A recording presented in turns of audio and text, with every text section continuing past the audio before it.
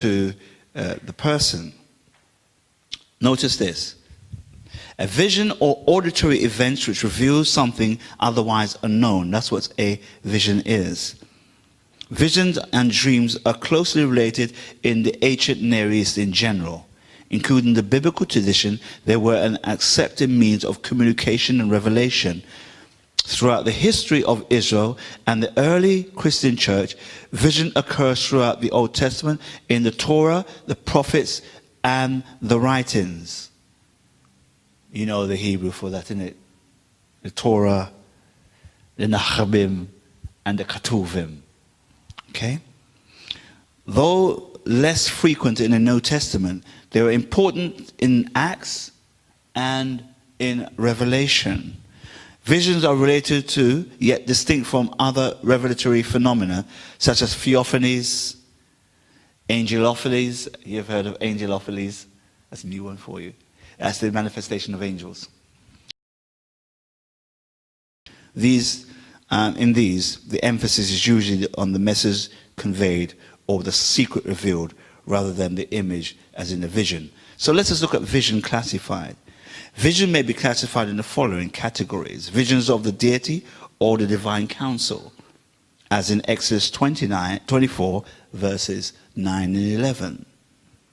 Or 1 Kings 22, 19 to 23, and Isaiah 6, and Ezekiel 1, 1 and 3.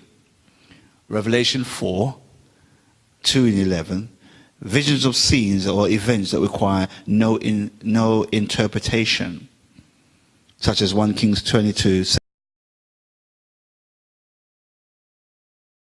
8, 11, and 40 and 8. See that? It's quite interesting, isn't it? Imagine having a dream of that, a vision of that. That's enough to make you go a little bit pale. 1, 3, and 4, and 6, Zechariah 2, 1 to 5, the valley of dry bones, and so on. The first two categories are further delineated. Participates in the scene. The unfaithfulness of the people is what struck and disturbed the classical prophets. The time of infidelity in which the prophets lived seemed to some readers to be the expected development in Israel's history. The rise and history of prophecy in Israel virtually coincide with the history of the monarchy. It was the monarchy that allowed, perhaps encouraged the so-called socially and religiously, the development of social and economic ranks or classes in Israel led to the oppression of the poor and the needy. The rich grew more wealthy, profiting from the labors and the losses of the lower class. The prophets decry this deterioration of Israel's soul. We see some of that now, but we don't hear no one crying out. That's why when the prophet said, "Cry aloud and spare not. Lift up your voice like a trumpet." And then we sing it, isn't it? We sing it and we get really excited, full of The prophets felt the urge and conviction to speak out against this situation. When the prophets charged their audience with this infidelity, they addressed various people on different occasions, so one would expect variety in their collective sayings. The classical prophets usually address these words to the people at large. It is noteworthy that sometimes addressed or speak of the people in the various linguistic forms. Sometimes they speak of the people in the grammatical form one would most expect, a masculine plural. However, Israel is always addressed as masculine singular. Israel was the alternate name of the ancestor Jacob, and the name related to its masculine gender, not just because Jacob was male, but because the names of the people are masculine in Hebrew, the Hebrew Bible. Recent studies claim that the addressees or subjects in the feminine singular is not Israel as such, but rather a city when the people are addressed in the imagery in proper cities. Images occur such as mother, wife, virgin, sister, widow, and harlot. When Israel as a people address these feminine images do not occur. Hence the message of the prophets varied according to the time and the place of the speech and the people involved. Pre-exilic, that is before the exile, prophecy can generally be depicted as prophecy of judgment. The prophets are the conscious of Israel's alerting it to the injustice and infidelity that each of the prophets sees. On both accounts, the rights of God and the rights of their fellow human beings, Israel had to be judged as having failed in the eyes of God. Israel is seen by the pre-exilic prophets as unfaithful to the God who called them. Visions sometimes wake people up to the reality of certain things. For instance, we look at Ezekiel, we look at the wheel in the vision and the valley of dry bones vision. These are visions. But what did he see in these visions? And what was he trying to enunciate in these visions? Was those visions basically in his that were going to happen in the future? What were these visions trying to depict? Did he get an interpretation? Was the interpretation there? We have visions, and we have to look at visions tonight, but we'll also look at visions tonight from the biblical perspective. And looking at vision from the biblical perspective, there's so much we can talk about in terms of vision from the biblical perspective. And also, with the visions from the biblical perspective, it conveys images. It conveys images. All right, now it's time to engage. In Daniel's metallic image, we have Nebuchadnezzar is disturbed because he has a vision. He's disturbed and he calls the kingdom of Chaldea. Now the kingdom of Chaldea goes as far back as India. So he calls all the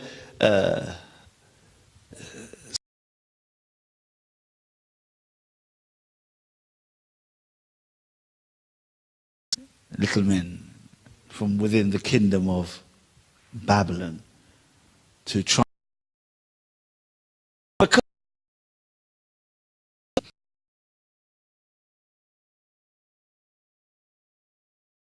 size. Okay. Now when Daniel, they spoke about Daniel and wisdom that he had and the ability and so forth. Daniel,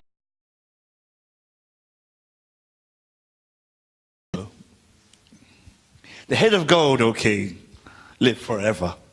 Is you. It's you. So it's stroking his ego. He could have said something else, couldn't he? But in order to make him feel good, it stroked his ego by saying, well, you're the head of gold.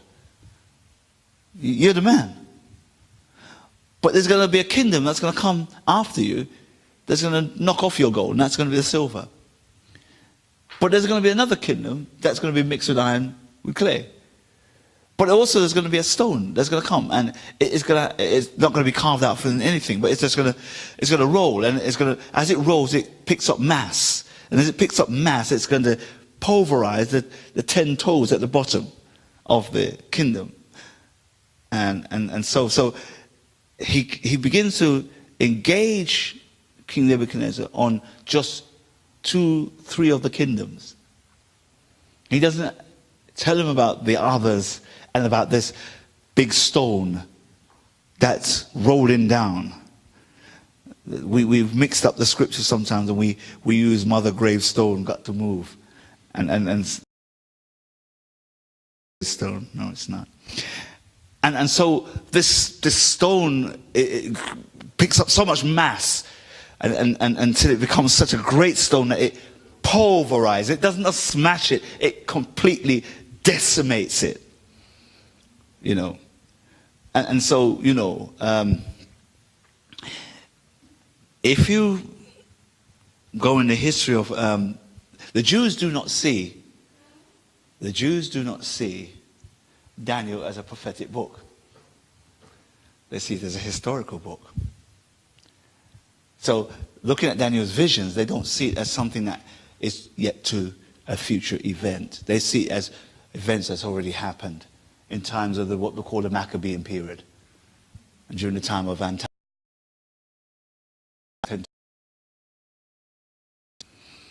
One image for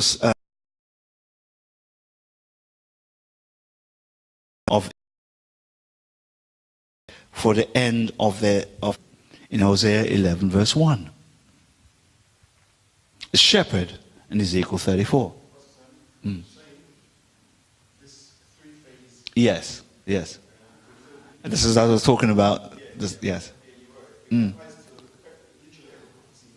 Yes, yes, yes, yes. In a great respect, it does. But we tend to forget that there's trifold, this trichotomy that goes on with the prophecy: present, immediate, and future. And this trifold is reticent right throughout the prophetic books. But we don't see it because oftentimes we only speak about prophecy that is yet future. But there are actually visions that were going on where we're talking about social injustices made by the powerful and the rich, who were totally oppressing the poor and the margins of society. And because of that, the vision was to speak to the people in authority and to tell them of their transgression and tell them what they're doing was. Jeremiah was on the tail end of that. And he was told, before he was taken into captivity, he was told to go and buy the field of Anathoth. By going and buy the field of Anathoth, there was a vision that he would then redeem it back on return from the captivity. So that was a kind of indication that one day they will come back from exile. So it's that was a kind of sign, but it was also the vision that God saw beyond the captivity, that you would return back to this land. And this is very interesting. This is very succinct. God sees beyond what we see, and that's why he gives church vision. If the church doesn't have a vision, the church will then cast off its restraint and do whatever it wants to do, because it's not following any mandate to follow. Do you see the point? Okay, good. Therefore, we look at the shepherd in Ezekiel and the king in Isaiah 6:5, where the prophets speak of the relationships between God and Jerusalem and Samaria. The image is material and the act of separation is divorce. Jeremiah 3:2 and Ezekiel 16:8 and Hosea 2 verse 4 and so on. One image for the relation between God and Israel that has caused continued controversy regarding the age is the metaphor of covenant. The image is taken from the political realm and it's being claimed by some scholars as a major and defining image for the God-human relation in ancient Israel. Other scholars point out that in the 8th century, prophets do not employ it. They claim that it is an image that gained popularity in later times. One must admit that the covenant is sometimes lost in the vast sweep of images that the prophet image used. The pre-exilic prophets say that there was something gone wrong with the relationship with Israel and became a wayward son, a sinful people, and that is corrupt. Some later prophets, writers, spoke of the broken covenant, the field of dry bones, the relationship that cannot endure. Besides, along with all these images of punishment and fidelity, there are some statements of God's enduring love and of the chances that God might not carry out the threat. There are even events of hope and restoration. The son will be taken back. The sin will be forgiven. The man can stop running. The society will be cleansed. And these two from the same prophets. This question, of course, deals with the formation of the prophetic books. The future critical scholars ask the question whether to understand the promise that the books of the pre-exilic prophets contain are actually coming from these prophets or from later speakers and writers. The question that is inevitable by some critical scholars is whether promises of restoration actually belong side by side with the threats. Can the same person see total disaster coming and see beyond it as a brighter future? Amos says that the end has come for Israel. The captivity is virtually fallen. Jeremiah is just as definitive about the end of the city and the hopelessness of the situation. Can these men turn around and predict a time of fulfillment for their audience? One scholar points out that the prophet's words differ from day to day and from time to time. Indeed, time to change the message. For example, Isaiah may have had the idea of Zion involuntarily, but Jeremiah, about a century later, flatly contradicts the concept. For some scholars, the promises and hopes were given the time of the prophets for a different generation, and these sayings were preserved for them and understood only later, as we were talking about, the time. Do you see that? For many scholars, the newness, imagine having a vision of this, Ezekiel. Imagine getting up, literally seeing that in the forefront of your mind's eye. What does it mean? How do you engage it? For many scholars, newness is the salient reality of the prophetic vision. I'm going to say it again. Newness is the salient reality of the prophetic vision. Pastor, and those who are around, newness is the salient reality of the prophetic vision. Did you see the point, what I'm saying here?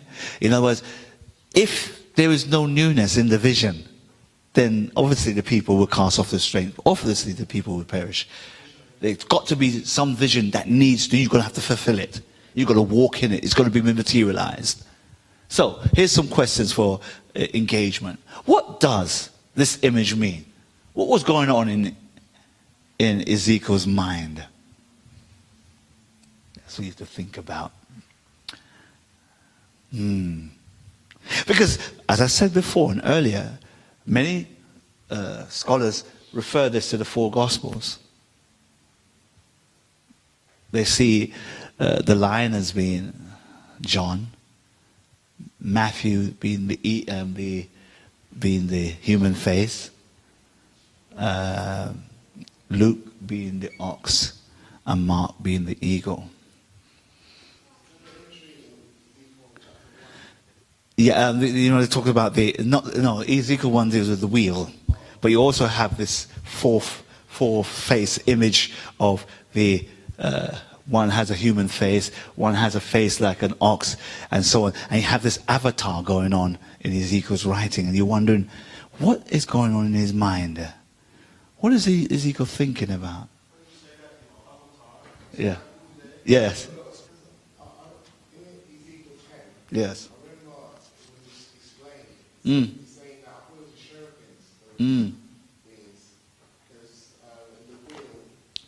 The wheel and the four sets of wheels, and they also refer that as the Gospels as well. Matthew, Mark, Luke, and John. Yeah, the wheel. Yeah. So many scholars refer that as the Gospels, and these are called New Testament scholars. But there's something more to it than just calling it the Gospels, and these are the four images reflecting on the Gospels. But whatever's Ezekiel's mind and trying to understand what Ezekiel is saying here in these ideas, look what it's talking about. It's talking about Israel. Let's look at this. The west, the lion, the south, the human, the east, the bull, the cherub, and the north, the eagle. And then that's how they got the Matthew, Mark, Luke, and John. North, south, never eat shredded wheat. North, south, east, or west. I always never forget that when I was younger, going to school.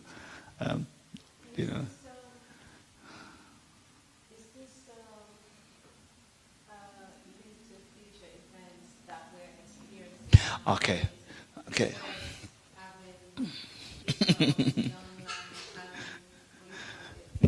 Be careful of, I just say something to Mormonism, because tomorrow's world, they have some elements of truth, but you've got to be able to know how to weed it.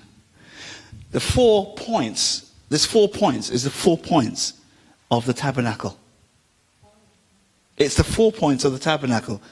And the 4, not the 4 entries, but the 4 points of the tabernacle, where it's in the center of Israel. And each of the tribes, north, south, east, and west, are centered around it. That's why Ezekiel has what we call the millennial sanctuary. And you remember the millennial sanctuary, the sanctuary in Ezekiel is far bigger than the one you read in Revelation in terms of size. And you wonder, when would that be? Quite interesting. Yes, I saw it. So other scholars point out that the prophetic words differ from day to day and from time to time. Indeed, times do change. The message, for example, Isaiah may have had the idea of Zion involuntarily, but Jeremiah, about a century later, it is contradicted, as I aforementioned. Around the turn of the 20th century, there was a proposal that the alliteration of woe and wail, of threat and promise, was part of the standard way of prophetic speech.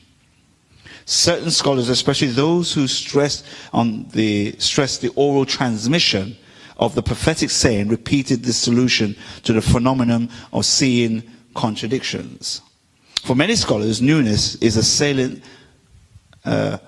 reality of the prophetic vision. As I said before, the prophets see that Israel had reached a new stage in its relationship to God. A turning point, a critical one, is near at hand. The way that Israel had lived to the time of the prophets had led to a particular crisis. For the most part, the pre-exilic prophets focused on the immediate problems and the immediate future that Israel's infidelity would bring on. The hope that lay beyond that crisis can be, as to be argued very carefully and forcefully to be persuasive. Let me conclude with these pointers. Have we got another slide here? Look at this. Look at this. What was the vision? Discuss the vision and how the results of the vision. Okay, here's something. Isaiah walked around naked and barefoot for 3 years. Butt naked for 3 years. Now, literally, butt naked.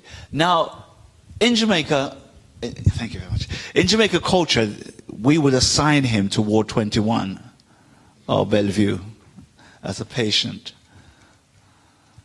In England, we put him in Free and Barnet or Shengley or the one down in King's College there. Or you would say he's a madman. If you in a modern day time, somebody walk around for 3 years butt naked, believe you me, you say that something's going on psychologically wrong with him. Wouldn't you? If you were to lie down on your side for 90 days and then lie down on your other side for 90 days, or told to eat dung, horse's dung, what would you think in your modern mind? We're not talking about what happened back there. We're talking about in your modern mind. You see that these... It's a recession, for real.